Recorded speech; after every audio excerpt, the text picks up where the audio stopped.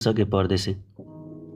प्रिय परदेशी, जब तिमीले घरको सिङ्गो भार आफ्नो काँधमा बोकेर त्यो भारी मन लिएर घरको आँगन नागेर गयौ नि, त्यसपछि न घरको आँगनको धुलोहरू रमायो न परिवारको ओठहरू मुस्कुरायो।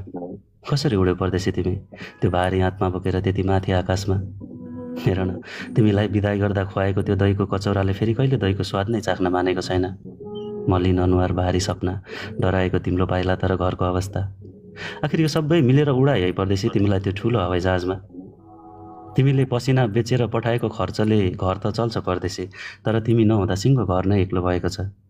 कतै गाउँ घुमेर आउँदा, कतै मेलापात सकेर आउँदा तिमीले दैलो अगाडि नै चप्पल फाल्दै भोक लाग्यो भन्दै भान्सामा पसेको याद छ कि नै तिमीलाई?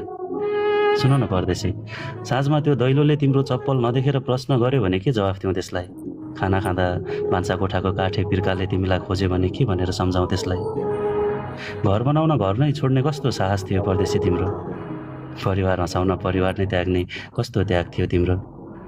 कस्तो छौ परदेशी तिमी? त्यहाँ ठिक त छौ नि होइन? तिमी आजकल अर्कैको सहरमा छौ जहाँ तिम्रो हालखबर भन्दा पहिले तिम्रो तलब सोधिन्छ रे। साँच्चै परदेशी, तलब आयो कि आएन भनेर सोध्नेहरूले गाउँघरको याद आयो कि आएन भनेर सोध्छन् कि नै तिमीलाई? घरमा जस्तै रातो भाले बिहानीमा बाँच्छ कि नै?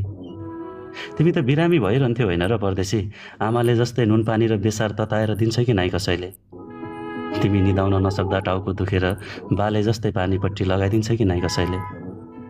हिजो पल्लो घरको दीपक छुट्टीमा आएको रहेछ, एकछिन कुरा गरेको थिएँ, भन्दै थियो तिमी बिहान उठ्दा सूर्य हेर्दैनौ रे, घडी हेर्छौ रे आजकल। आमाको आशीर्वाद निधारमा टाँसेर हिँडेको तिमी आज पढाइको नामले चिनिन्छौ परदेशमा। ख्याल राख है परदेशी आफ्नो। सुन्छु त्यहाँ तिम्रो नामको बोझ भन्दा कामको बोझ भारी छ रे। तिम्रो शरीर र आत्माको थकान भन्दा मेसिनको आवाज ठुलो आउँछ रे। आत्तिन्छौ कि नै परदेशी तिमी कहिलेकाहीँ? घर गाउँ सम्झिएर मनभित्र भारी पीडाको बोझ बोकेर उधारोको हाँसो किन्छौ रे। दिनभरि कामसँग लडेर थाकेको तिम्रो शरीर बिछ्यौनामा आफैसँग युद्ध गर्छौ रे।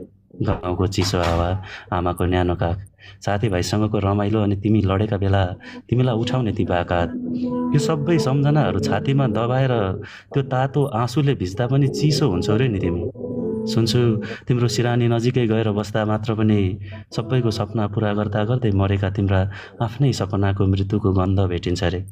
साँच्चै परदेशी, आफ्नै गोठमा बाँधिएका त्यो गाईको घिउले बलियो बनाएको तिम्रो ज्यान त्यो परदेशको बासी खानाले कमजोर भएको छौ रे।